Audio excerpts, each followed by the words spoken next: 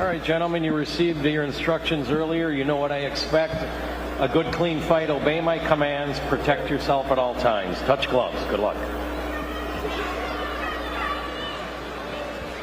Well, we've described Josh Pagan as one of the most exciting prospects in this division in the sport today, and exciting is the operative word. He has yet to be in a dull fight. The same could be said for his opponent here tonight, James Bernadin, who was in an absolute banger against Matt Conway in September of last year. That was his last outing. A potential show stealer here between Pagan and Bernadin. And the interesting thing is they each have different mandates. Bernadin said, I need to start fast. Pagan and his dad, who trains him, said we need to not be so frenetic in the early rounds. We'll see who sticks to their word.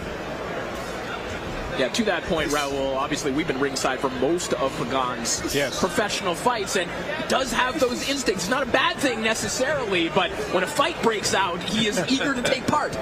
Yeah, he did say that. You know, he says he wants to be able to dictate the pace of the fight, but I want to be smart too. You know, if I get hit with a big shot, it doesn't mean I have to get it right back. You know, he wants to fight at his pace, stick to the game plan, and focus on what he has to do to win this fight. Pagan looking for that right hand.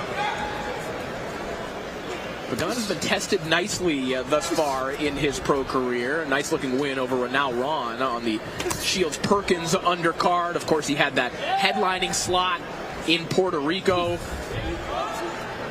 Pagan kind of a sleeper prospect, if you will.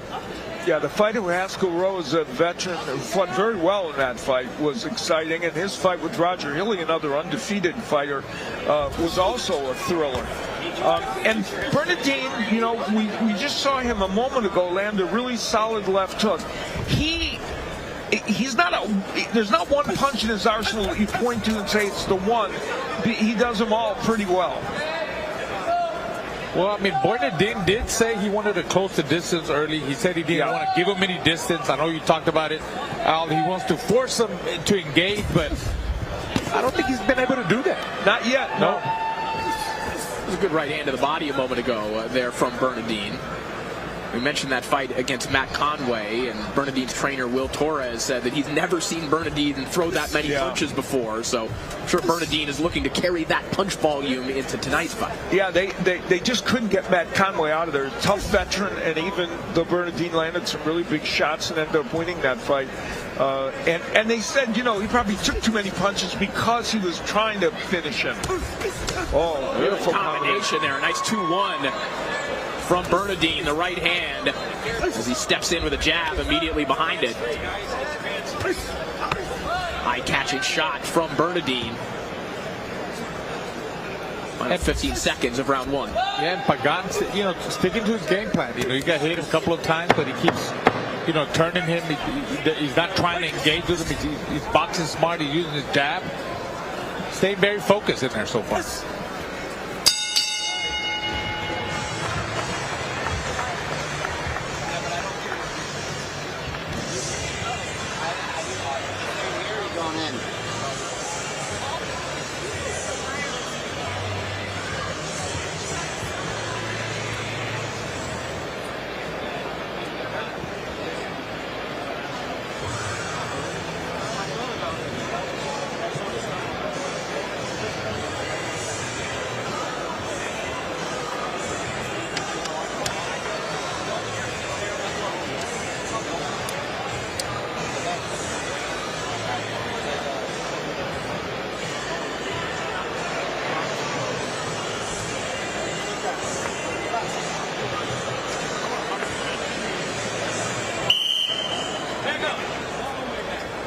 Round two set to begin. We saw Victor Pagan, Josh Pagan's father, in his corner.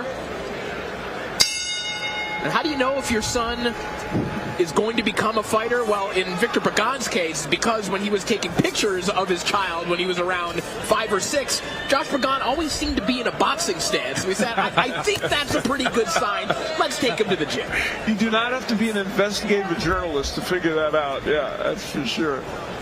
Well, you know, he sparred with Rolly Romero, did Pagan, before Romero's victory over Ryan Garcia. He also sparred with Ricardo Rubalcaba, a fighter that you and I saw in L.A. who's a very fine fighter. So it was a good experience for him.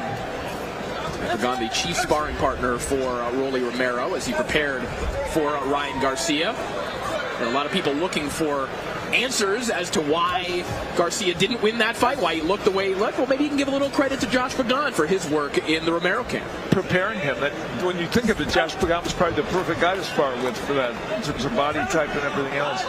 His right hand there a moment ago from Pagan as he steps back in with another one. Oh, nice. Fast combinations. He's in and out. Yeah, the Pagan hand speed. Both these fighters are quick with their hands. Good body work by Bernadin. But Pagan is really can reel off some dazzling combinations. Bernadin riding a 3-fight win streak following the only 2 losses on his resume. Those coming at the hands of Ivan Jimenez and Esteban Falcao on the undercard of a late edition of Showbox. And Bernadin very much of that ilk, like a lot of, if not most, fighters who come up through the Pennsylvania club circuit. He has been matched tough from the very beginning of his career. Yeah, promoted by King's Promotions, Marshall Hoffman, and he has fought tough people, and one of those, the Jimenez fight, was a very close fight that could easily have gone his way. And the other fight was very close too. Good shot again there, Raul. You gotta like the bounce in the step of Pagan here in this round. Yeah, he's fast at his feet. He's punching as he's moving his feet. Good footwork. He's there. He's got good combination punching by Pagan. I think it's confusing Bernadin. If you see, he's not really attacking like he said he would. It seems like his pressure kind of faded. Good, more combination punching, fast and quick for Pagan. And very focused. I could see it in his eyes. He's sticking to what he said he was going to do. The Bernadin people didn't think Pagan used his feet that well in fights. And we have seen in this fight he's using angles very well. Not tons of lateral movement, but using the angles well. Yeah, he's in, he's out. Gives him a little bit of side movement. Nice check left hook there from Pagan. And that will be the final word of round 2.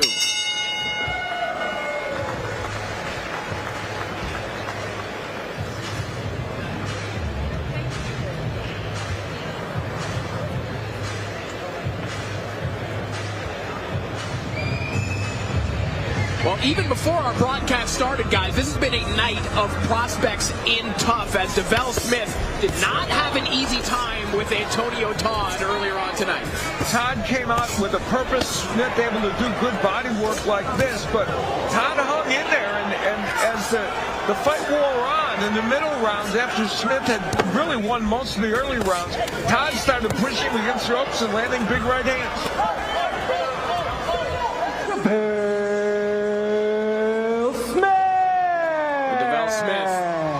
Retaining his undefeated record at now 12-0. Antonio Todd definitely made him earn it. And again, that is the edict of this series at Big Time Boxing USA. Raul, of course, Showbox, very close to your heart. Yes. And it's always been the thought of Dimitri Salita, the folks in charge of this series, that this could be a continuation of Showbox. And that means putting guys like DeVell Smith in tough. And that's exactly what we're seeing tonight, with...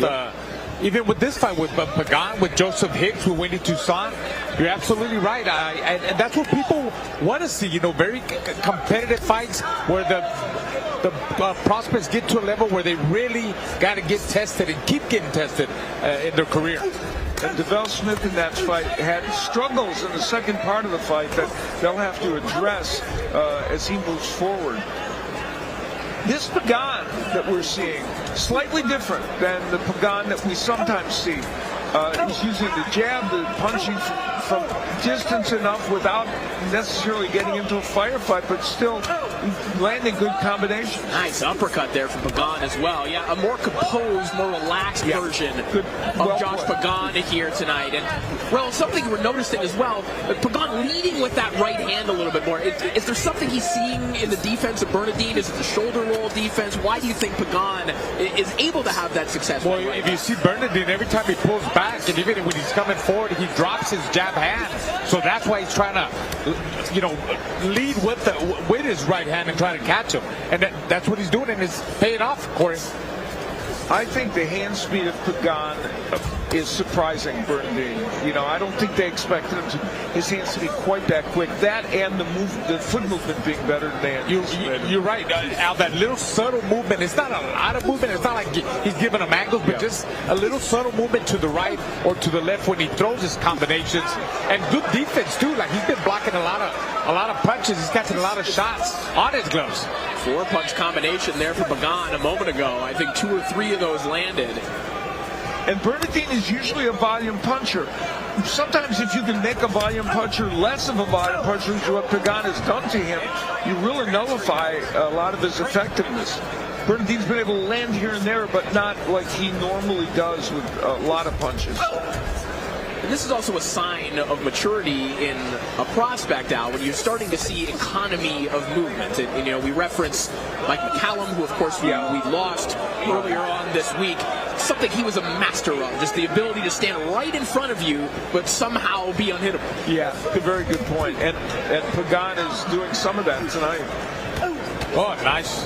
Beautiful right hand again. And Pagan really putting him together now. Just missed with that left hook. We're inside the final 10 seconds of round 3.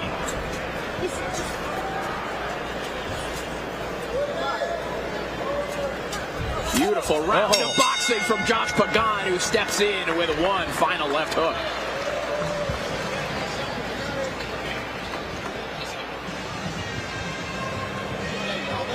Well, speaking of high-level boxing, June 14th, tune in to see Richardson Hitchens defend his IBF super lightweight title in New York City against former unified lightweight champion George Kambosos, who's making his debut at 140.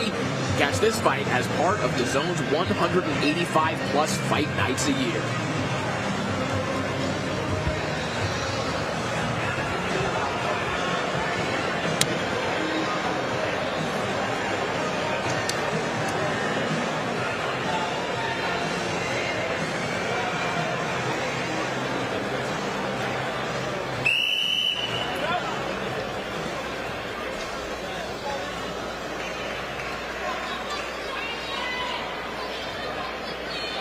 Round 4 set to begin. James Bernadin, the pride of the Lancaster Boxing Academy, who likes to use the tagline, win by any means necessary. And, you know, Raul, he might have to tap into a little Wendy Toussaint, start making this a rough affair here for Josh Pagan, who really found his groove there in round 3. Yeah, you're right. I mean, look, he keeps doing this beautiful combination, punching. Now he's really pressing the action and throwing even more, being busier. Bernadin, you know, he looks very confused there. He looks off balance. He can't figure out Pagan's attack. Will Torres and Bernadin made it clear when they talked to us that he needed to be the one that was initiating the action. And they just haven't been able to do that. And that Pagan has created that because he's throwing those tremendous combinations and stopping Bernadin in his trap. Well, Pagan, each and every round, Raul, you could speak to this, has given just a slightly different look. There's something different about Pagan each and every round. Yeah, like that left hook to the body. Exactly. I would like to see him double up with that left hook over the top, you know, but you're right, you know, he's always changing, giving him different looks, and I think that's why Bernadin is so confused and he can't figure out what he has to do. He's not doing anything to add any stress to Pagan. Pagan is just having fun and fighting his fight. In terms of where Pagan feels he is in the pecking order, he started talking about wanting a fight against Floyd Schofield. He wants to make a statement in this fight to maybe drum up some interest in a fight against he and Kid Austin. That would be a big step up for him, but not something you would think is absurd to think about at all. Inside the final minute here of round 4. For Bernadin, he really, at this juncture, they didn't get what they wanted in the first 4 rounds. Look, they wanted this quick start. They thought they could put Pagan on his heels. That hasn't happened. So now he and Will Torres have to figure out a way to get to plan B, whatever that is. Yeah, I don't think it's going to happen for Bernadin. If he didn't start fast like he said he would, it's going to be worse. It's going to be downhill. Yeah, because I believe that Pagan, in the second half of the fight, he's going to turn it up. He's going to sit more on his shots. He's going to go for it. He's going to go for the knockout. Now starting to jab to the body. Are we allowed to make a second body snatcher reference in this fight? Why not? You can do anything you want.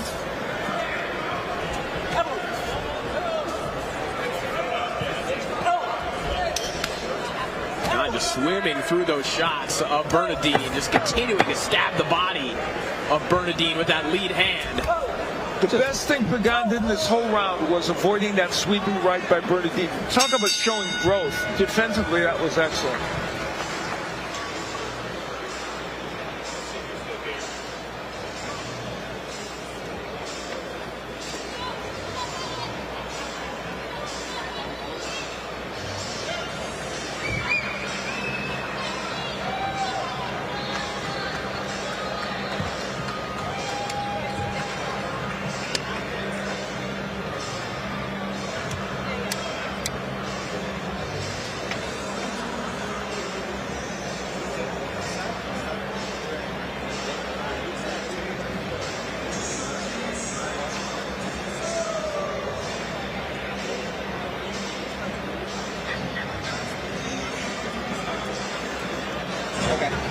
We're not at the 8-1 flurry every 20.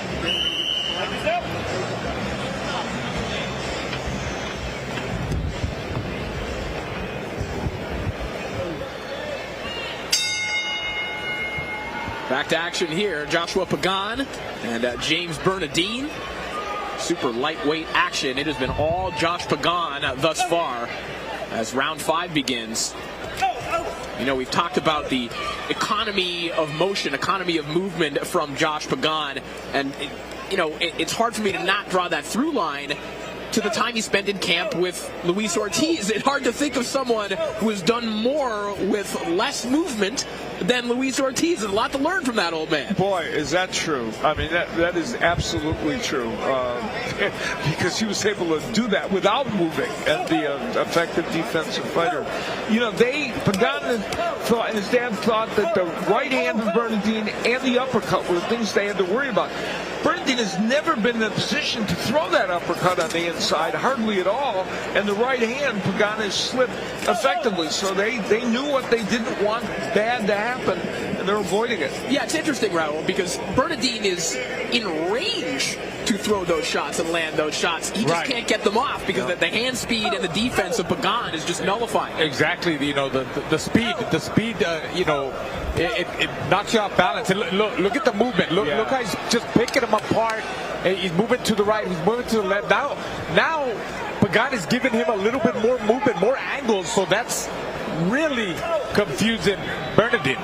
Finally, a good right hand by Bernadin, but I think that's really the headline of this fight. We've seen Josh Pagan a lot, and what he does sometimes, standing in the trenches, is that he doesn't give you that slight movement. He's been doing that in this fight. When he does that, he's a hard man to deal with.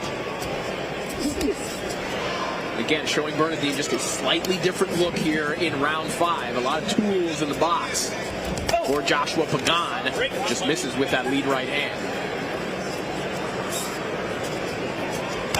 You know, neither of these men are huge knockout punches. Pagan with 4 KOs, Bernadin with 6 in his 13 wins. But Pagan's hurting him hunting now. For one right now. Yeah, he is hunting for one. Bernadin's head snapping back after one of those shots with his back against the ropes. Vulnerable position for Bernadin, who just wraps up Pagan. I love that lead. There goes again that lead right hand by Pagan. He sees it, he throws it, and it's every time he's connected with the lead right hand, and it sets up other combinations too, Corey. And one of the reasons I brought it up is because for Bernadin to come back in this fight, he would need to show the power against Pagan. And boy, he hasn't been able to do that either. Look at it. Yeah, he's having fun in there. Just made a miss and had a little smirk. Pagan is having a good time. It's a good feeling, guys. Yeah, it really is.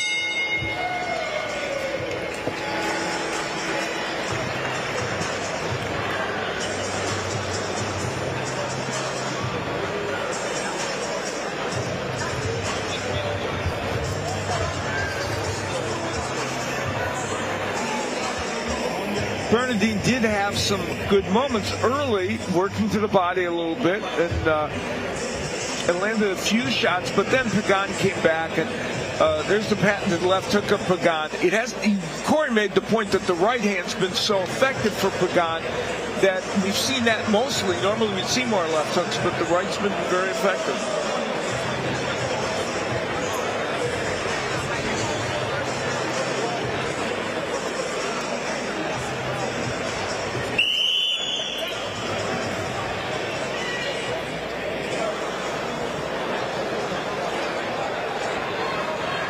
Raul, at the end of that last round, you kind of reacted to how Pagan was behaving. You said it's a good feeling. And describe how that feels when everything's working for you. Well, not only for the fight. I think I'm talking more for his dad. Because his dad trained for real. His dad trains him, and I You've been in both positions, exactly. Yes. Yeah. So when your fighters, you got him smirking in there. He's having fun. He's throwing his combinations.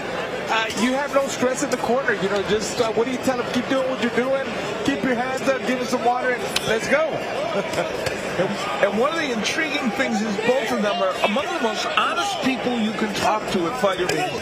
They're very honest about the good, the bad, and so they are analytical and they're honest. And so we know how he's feeling now because they knew what they didn't want to have happen and what they wanted to have happen. Pagan likes to describe his style as constant, intelligent pressure, and I think that is a good descriptor. He's not, barreling down and chasing people down, but he's constantly in front of you and applying that mental stress at all times. Yeah, this fight's a perfect example of that. And for people tuning in, they don't know James Bernadin, they've never seen him. Trust me, when you look at all the videos of him, he gets a lot more done offensively in most fights than he has tonight. And that's a tribute to Pagan.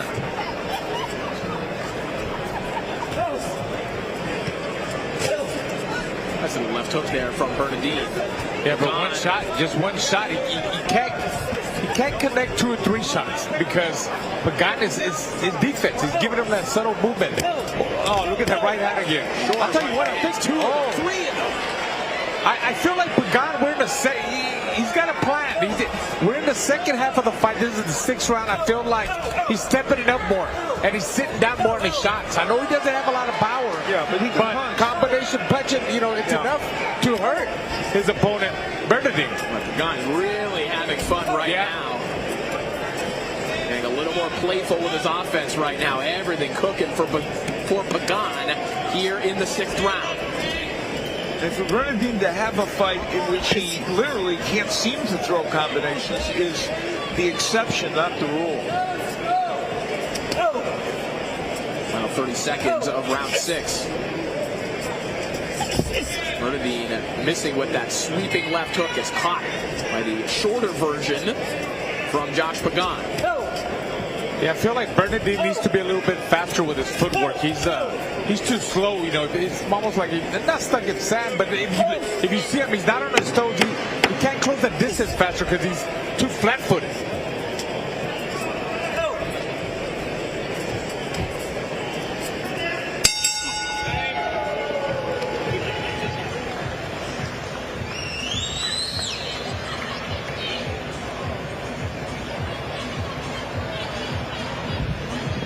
In what should be one of the most exciting matchups in the super flyweight division this year, Bam Rodriguez versus Fumalele Cafu in a unification bout for the WBC and WBO super flyweight titles on July 19th. That's live on DAZN as part of your annual subscription. Could anyone fight a tougher group of foes at such a young age than Bam Rodriguez? It's astonishing. Yeah, there you go. It is. Same word. We were using it at the same time. It's amazing.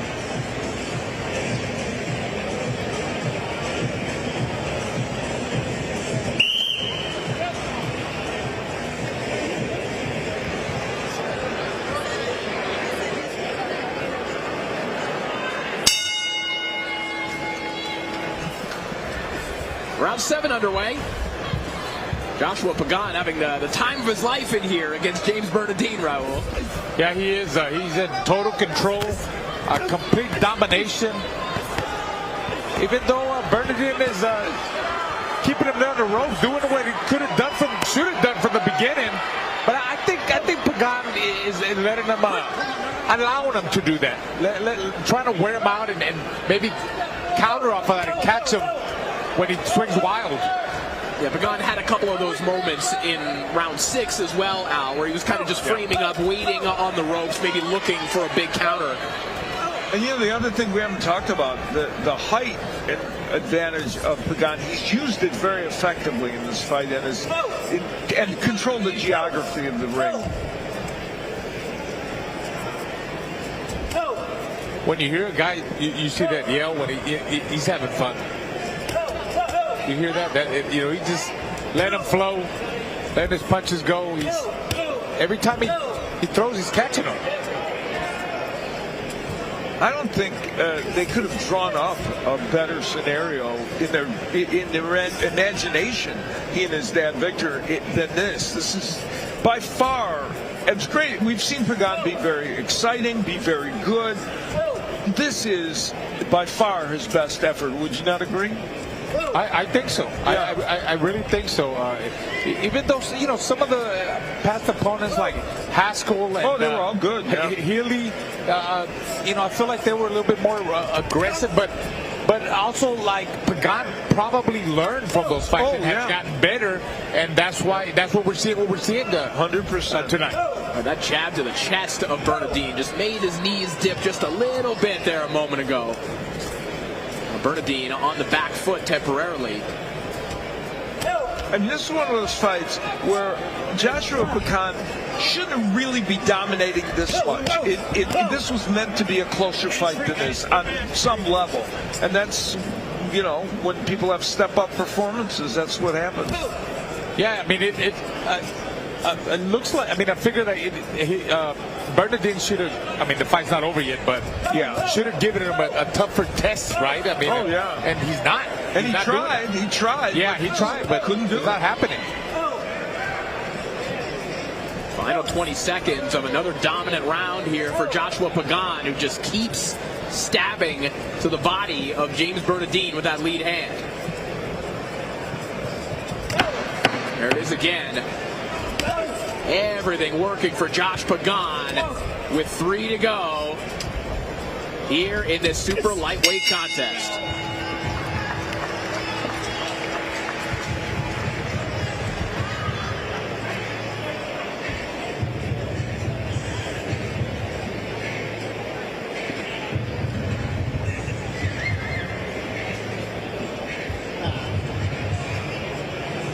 Well, undoubtedly the most famous inductee of this year into the International Boxing Hall of Fame is the Pac-Man, Manny Pacquiao, who will also be back in action in a couple of months. Astonishing to think. Al, we just drooled over the strength of schedule of Bam Rodriguez. Yeah. Take a look at this. Well, and the thing about it is, even if you just take the first part of his career where he was fighting the Guerreras, the Marquezes, the Moraleses, the big four, the Fab Four of those, the smaller weight classes, that alone is astonishing. But then he goes up to welterweight and fights all those other people. Pretty amazing. Yeah, Raul, he might have had 3 separate Hall of Fame careers if you were to dice it up. What a resume. Just, starting at 106 pounds, I believe, all the way to 154. That's incredible. Oh, Big wow. right hand there from James Bernadin. Yes. And Pagan might have felt that one. See a smile on the face of Pagan, but offering up opportunities for Bernadin to get off, which have been well, minimal in this fight, to put it plainly. And they're imbued with some confidence. Bernadin tried the uppercut on the inside, which is a good punch for him. But we'll see if Pagan can come back from that quickly. Yeah, it looks like he's already coming back. Yeah. That lead right hand, it's there every time, all the time. It's very accurate with the lead right hand, and it sets up other combinations. The uppercut, the left hook, back to the jab, back to the right. I mean, Well, you wondered if some of those moments, we referenced it in the last round, Raul, Pagan kind of framing up, if he's trying to incite a little confidence from Bernadin to get him to overcommit. Ironic, because his opponent is using the Philly shell, the essence of which is to try and draw something out of you that isn't there. Yeah, he's trying to let Bernadin get a little bit confident, let him think he's doing something. That was a Bernadin right hand. That might be for Bernadin. That might be a little bit too much now. Big right hand again from Bernadin, who looked utterly overwhelmed in this fight, but now has signs of life. Okay, he might have let him grow a little bit too much there, or he did grow. I mean, he did earn that. Well, and that's the attack from Bernadin that he and Will Torres wanted to see in this fight, and he's been able to produce it. But Pagan, when he's in a firefight, he knows what to do, and he's doing it right now. Well, Pagan, as eye-catching as those shots were, look at this work that he's doing on the inside. And this is like the old Pagan. That minute and a half, 2 minutes is what we have seen in the past in these kind of firefights. Nice uppercut there from Pagan. Final 40 seconds of round 8. Oh, nice another uppercut from Pagan, and now snaps the head back of Bernadin with a straight right hand. Good response here from Joshua Pagan. A couple of scary moments in that round. And that, oh my. Whoa, that is a blatant takedown. That was not nice. I mean, you could get hurt with something like that. I mean, frustration perhaps by Bernadin. Just a pro wrestling scoop slam from James Bernadin. And that'll do it for the round. That was an exciting round of boxing.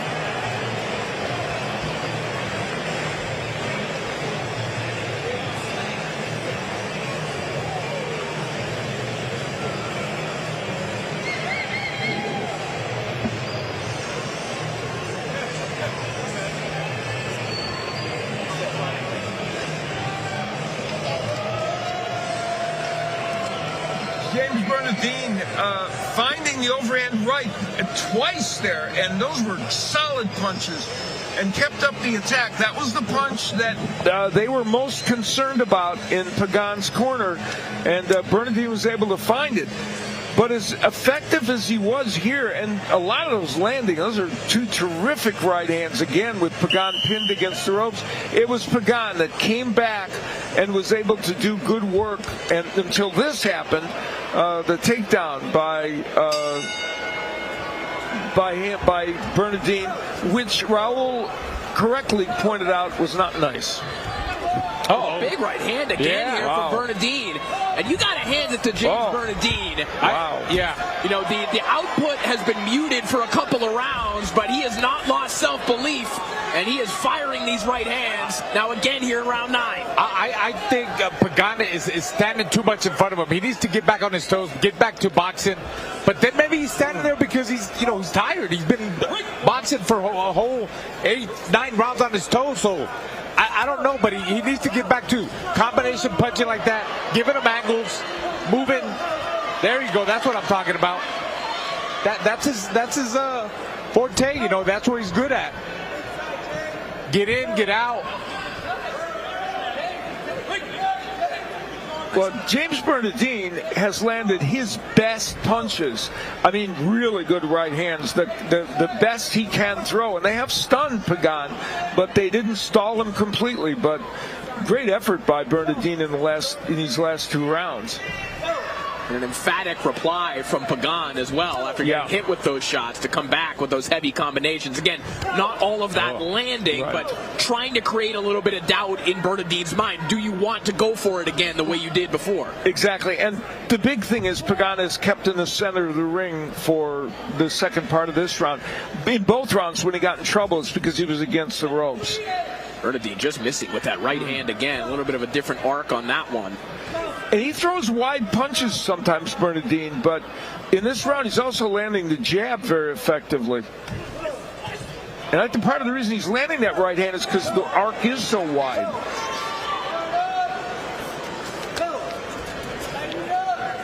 Closing in on the final minute of the round. Bernadin's corner asking him to tighten it up. He closed that loop, so to speak. As a straight right hand of Pagan comes right down the pipe. May get another one.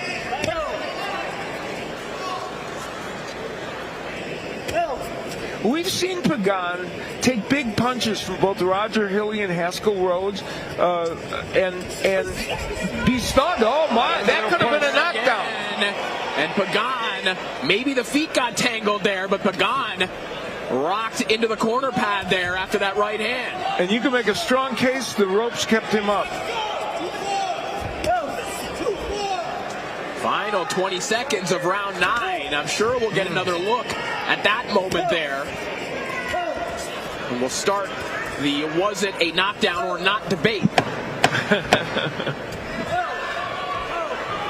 As the seconds tick away, James Bernadin still here to fight in the final rounds.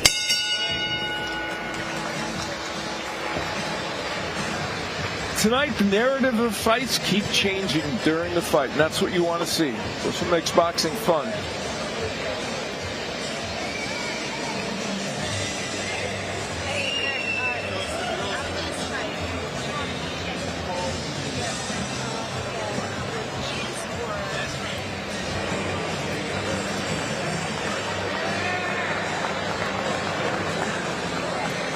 All right, here we're going to see where Bernadin throws an overhand right, and he kind of pushes him back. I mean, he was a little bit, he did get caught.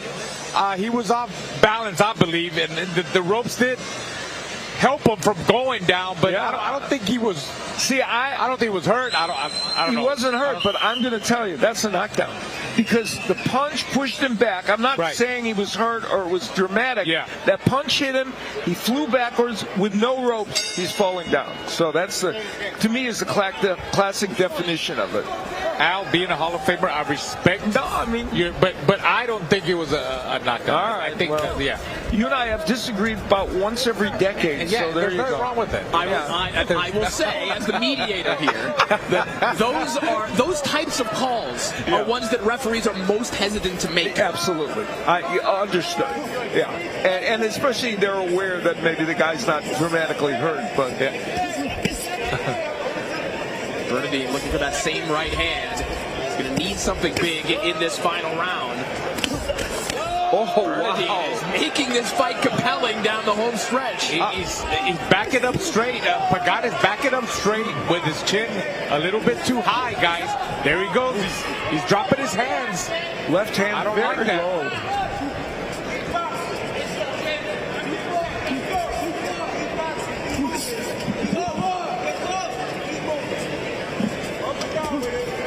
In the 10th and final round here, this isn't unfamiliar territory for Josh Pagan, but it's still new territory for a young fighter like Pagan. We have to give James Bernadin credit for hanging in there mentally enough to be able to attack like this in the final rounds. Very unlikely he's done enough to get a decision for sure. And some of these rounds, if he's landing big right hands, he might not even have won them. But still, there it is. Right there. Wow. I mean, that's impressive stuff. Whole counter right hand there from Bernadin, popping the head back of Josh Pagan. Bernadin on the front foot, no doubt knowing he needs something colossal in the final round. But again, as we pointed out, he's found the shots that theoretically are his best shots, the ones that for him could end the fight. Pagan has taken them. Yeah, it's a combination of Bernadin not being a monstrous puncher and Pagan being tough as nails. I mean, he's taking he's punches from other guys. He's got a good chin. Yeah, he's showing he good does. chin. Yeah, we've seen it in other fights. Certainly created a fun fight, especially in these last 4 or 5 rounds.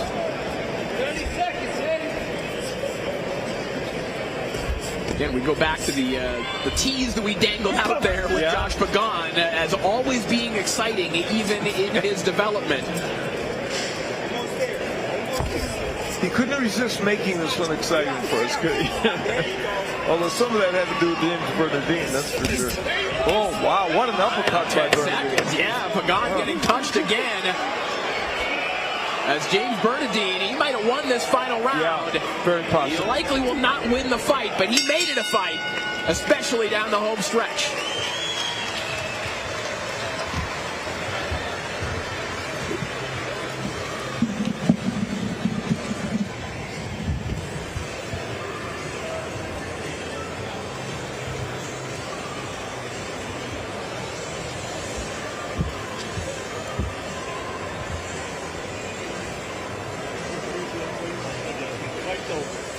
The Ring Magazine 3 presents Edgar Berlanga versus Hamza Shiraz and Shakur Stevenson against William Cameron Zepeda. They will be co-headlining on a blockbuster night of boxing from Louis Armstrong Stadium in Queens, New York. That's Saturday, July 12th, live and exclusively right here on DAZN.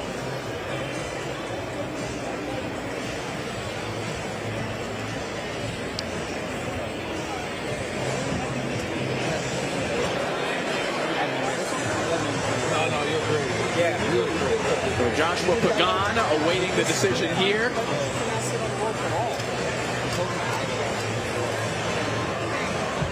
Yet another entertaining fight involving Joshua Pagan. James Bernadin played his part in this one.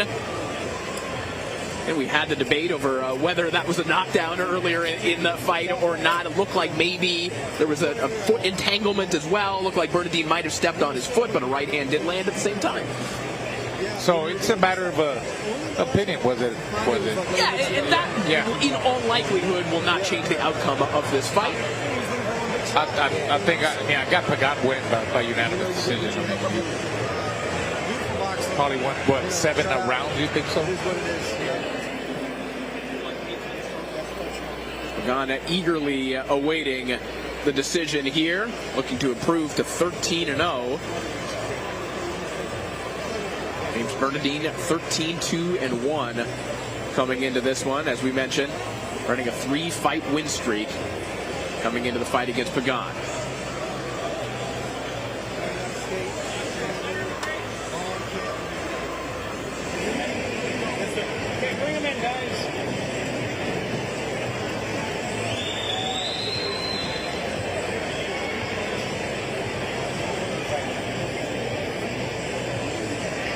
Both men are in the center of the ring, and the scorecards are in the hands of Chad Fishburne. Let's send it up to the center of the ring. Ladies and gentlemen, after 10 rounds, we go to the judges' scorecards. Judge Tom Schreck scores it 98-92. And judges Glenn Feldman and John McKay score it 99-91, all for your winner. By way of unanimous decision, Joshua James Double J Pagan.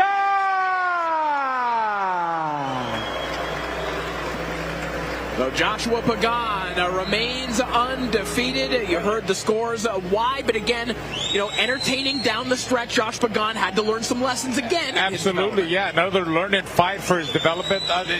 Styles make fights, and every style you throw at him when he's coming up, it's going to help him in the long run. When he gets to the bigger opportunities, to the bigger fights, he'll be able to adapt and be ready for whatever comes at him, Corey. Well, again, as we mentioned, Josh Pagan talking about wanting a fight against Floyd Schofield, against Kid Austin.